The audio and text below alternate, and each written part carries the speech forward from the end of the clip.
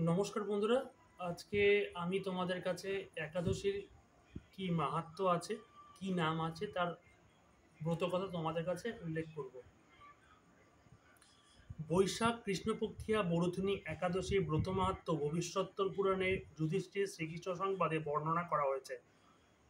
যুধিষ্ঠির মহারাজ শ্রীকৃষ্ণকে বললেন, হে বাসুদেব, আপনাকে প্রণাম। বৈশাখ মাসে কৃষ্ণপক্ষের একাদশী কি নামে প্রসিদ্ধ এবং তার মহিমাই বা কি তা কৃপা করে আমাকে বলুন। শ্রীকৃষ্ণ বললেন, হে রাজন, ইহলোক ও পরলোকে বৈশাখ মাসে কৃষ্ণপক্ষিয়া একাদশী বরুথিনী নামে বিখ্যাত।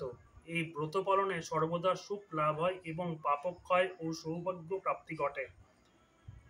দুর্ভাগা স্ত্রীলোক এই ব্রত পালনে সর্বসৌভাগ্য লাভ করে থাকে। ভক্তি ও মুক্তি প্রদানকারী এই ব্রত পালনে সর্বসৌভাগ্য লাভ করে থাকে। ভক্তি ও মুক্তি প্রদানকারী এই ব্রত সর্বপাপহরণ এবং গর্ভবাস যন্ত্রণা বিনাশ করে। এই ব্রত প্রভাবে মান্ধাতা, ধুন্ধুমার আদি রাজারা দিব্য ধাম লাভ করেছেন। এমনকি মহাদেব শিবও এই ব্রত পালন করেছিলেন।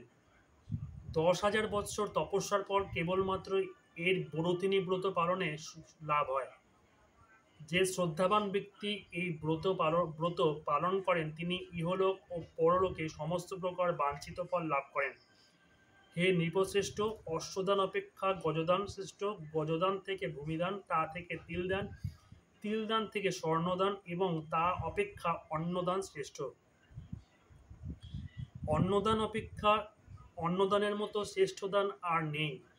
পিতৃলোক, দেবলোক ও মানুষেরা অন্নদানেই পরিতৃপ্ত হন। পণ্ডিতেরা কন্যাদানকে অন্নদানের সমান বলে থাকেন। স্বয়ং ভগবান গোদানকে অন্নদানের সমান বলেছেন। আবার এই সমস্ত প্রকার দান থেকেও বিদ্যাদান শ্রেষ্ঠ। কিন্তু এই বরুথিনী ব্রত পালনে সেই বিদ্যাদানের সমান ফল লাভ হয়ে থাকে। পাপমতী যেসব মানুষ কন্যার উপার্জিত অর্থে জীবন ধারণ করে, পুণ্যক্ষয় তাদের নরক যাতনা ভোগ করতে হয়। তাই কখনো কন্যার উপার্জিত অর্থ গ্রহণ করা উচিত নয়। যে ব্যক্তি বিভিন্ন স্বর্ণালঙ্কার সহ কন্যাদান করেন তার পুণ্যের হিসাব স্বয়ং চিত্রগুপ্ত করতে অসমর্থ হন। কিন্তু বরুথিনী ব্রত পালনকারী কন্যাদান থেকেও বেশি ফললাভ করে। ব্রতকারী ব্যক্তি দশমীর দিনে কাঁসার পাত্রে ভোজন, মাংস, মুসুর, ছোলা, শাক, মধু, অন্যের প্রদত্ত অন্নগ্রহণ, দুইবার আহার ও মৈথুন পরিত্যাগ করবে। দ্রুতক্রিয়া, নেশাজাতীয় দ্রব্য, দিবানিদ্রা, পরনিন্দা, পরচর্চা, প্রতারণা, চুরি, হিংসা, মৈথুন, ক্রোধ ও মিথ্যা বাক্য একাদশীর দিনে বর্জনীয়।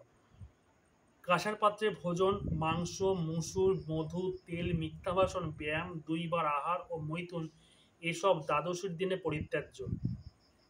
হে রাজন, এই বিধি অনুসারে বরুথিনী ব্রত পালনে সকল প্রকার পাপের বিনাশ এবং অক্ষয়গতি লাভ হয়। যিনি হরিবাসরে রাত্রি জাগরণ করে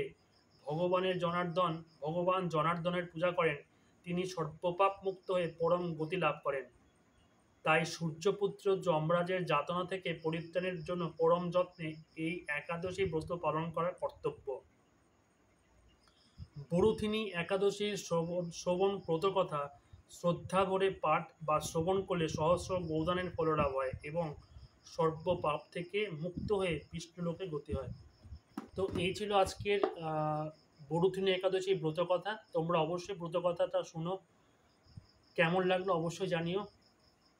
হরে কৃষ্ণ কৃষ্ণ কৃষ্ণ হরে হরে, হরে রাম রাম রাম হরে হরে। জয় গীতা, জয় গীতা, জয় গীতা।